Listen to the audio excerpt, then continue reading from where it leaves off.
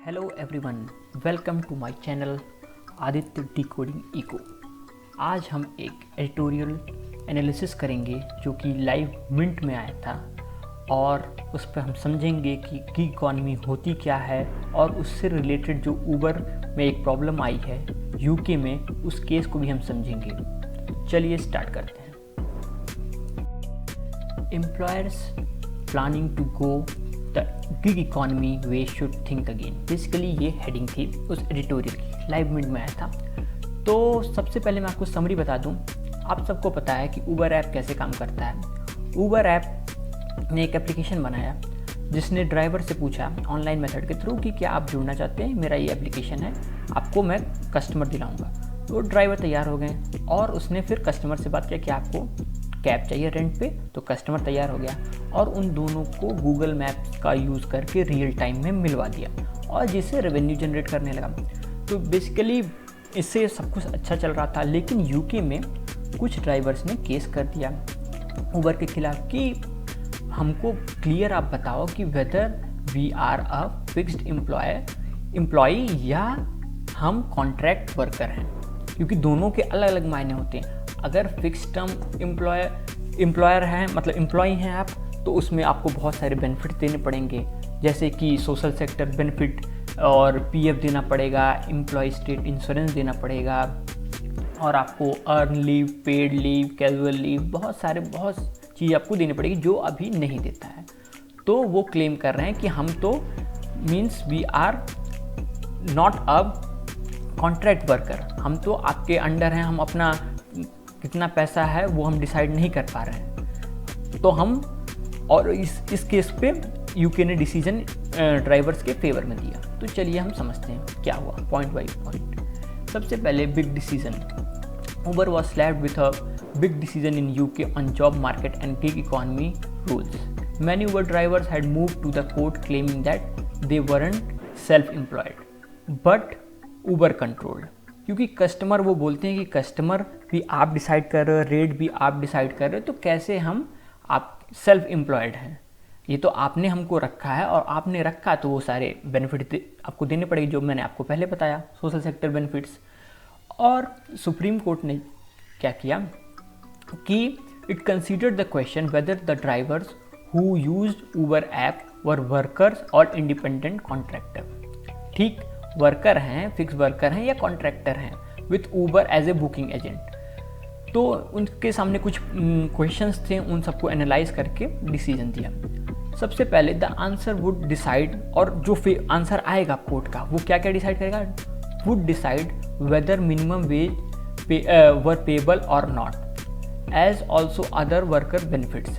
अगर वो उनके अंडर के काम करने वाले वर्कर हैं तो आपको मिनिमम वेजेस भी देने पड़ेगी, क्योंकि अगर उनको दिन भर में एक ही राइड बस मिली, सपोज करिए आप, ये जो लॉकडाउन के बाद जो ओपन हुआ बहुत कम लोग ट्रैवल कर रहे थे, आप अगर क्वेश्चन उनसे पूछेंगे तो वो बता देते भाई 70-80% बिजनेस नहीं चल रहा है, हमको बहुत कम क्लाइंट मिल रहे हैं, बहुत कम लोग ट्रैवल करना चाह रहे हैं, तो बहुत डिक्लाइन हो गया है। लेकिन अगर वो फिक्स वर्कर आप उनको मान रहे हैं तो उनको मिनिमम वेजेस एटलीस्ट आपको देना पड़ेगा कि नहीं, आपको पर डे इतना मिलेगा, बाकी अगर कस्टमर एक ही मिला या नहीं मिला तब भी कोई प्रॉब्लम नहीं है।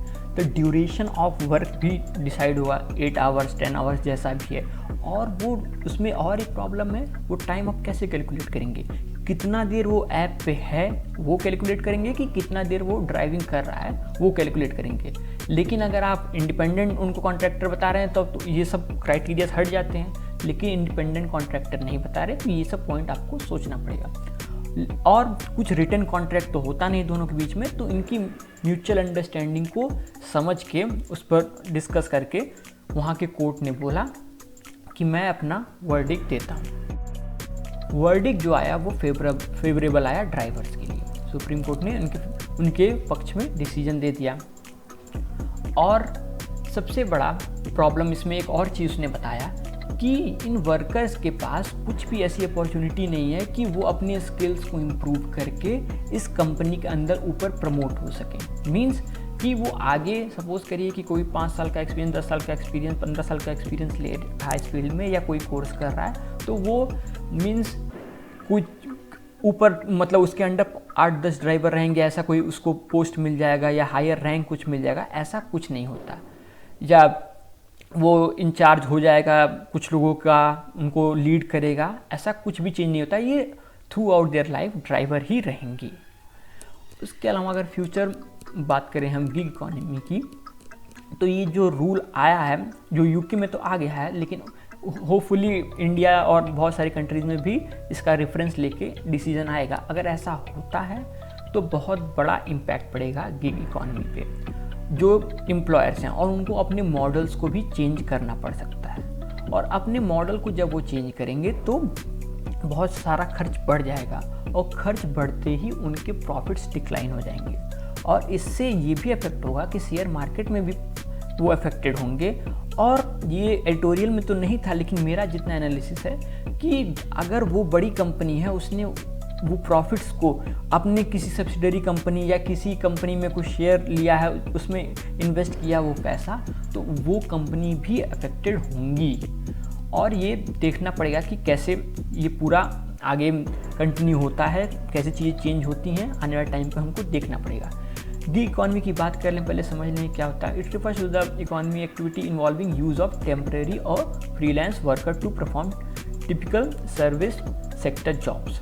सब इसमें आ जाएंगे, जो डिलीवरी बॉय हैं, स्विगी, जोमेटो, सबको मॉडल चेंज करना पड़ेगा। मॉडल चेंज करें या मॉडल नहीं चेंज करना, तो आपको सैलरी ज़्यादा देना पड़ेगा। तो सैलरी ज़्यादा दे रहे हैं तो डिपेंड करेगा, या तो प्रॉफिट से कॉम्प्रोमाइज़ करेंगे, और या तो ये हमारे ऊपर इनका बोझ आएगा, ये कॉस्ट बढ़ा देंगे जो हम उनसे बाई कर रहे हैं। अमेजन, फ्लिपकार्ट सब आएगा इसमें, कंसल्टेंट, टैक्सी ड्राइवर, सब कुछ इसमें आएगा।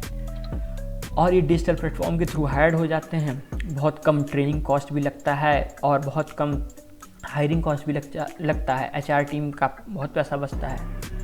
एक टर्म है इसमें एडिटोरियल में दिया था, फ्रिक्शनल अनएम्प्लॉयमेंट। इसको समझते हैं क्या होता है। बेसिकली सपोज करिए आप जॉब कर रहे हैं किसी कंपनी में, और आपने वहाँ पे जॉब छोड़ दिया या आपको निकाल दिया गया।